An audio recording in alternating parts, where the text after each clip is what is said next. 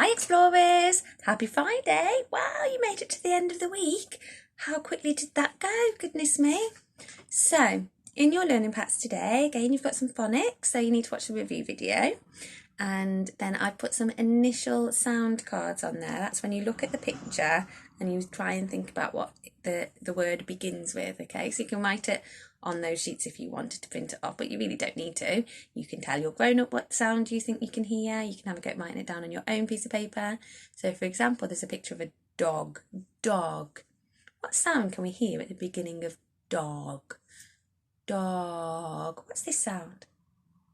Yeah, it's dirt, isn't it? Well done. If you can hear any of the sounds, you could have a go at writing those down as well.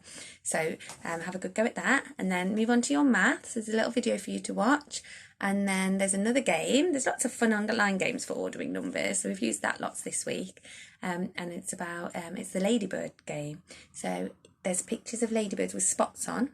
You need to first find the one with the least amount of spots, because that one goes first, and then you need to work your way up to the one with the most spots, okay? So ordering the quantities. Okay, so you might need to ask a grown-up to help you a bit with that one because it's a bit tricky, but it's really good for you to not only order numerals but to order quantities as well. Okay, and then your weekend challenge. So in our story, The Snog and the Sailor, the Snog likes making samphire soup, doesn't he? Now that's really good for the Snog because he lives by the beach, because samphire is a type of seaweed that grows by the shore. So it might be a bit hard for you to make samphire soup, but you could have a go at making different soup. You could follow a recipe, or you could decide what you think would taste nice in soup and you could create your very own recipe. Now when you make soup, you have to do lots of chopping of vegetables, and you also have to use the hob. So you're going to have to make sure that anything that you do in the kitchen is under adult supervision, okay? So you should never touch any utensils or anything in the kitchen without your grown-up with you.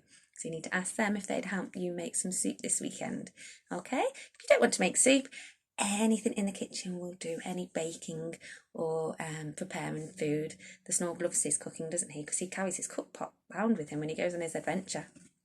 So have a lovely weekend. Thank you for all the super learning that you've been doing this week, and I will be back again with some more learning next week.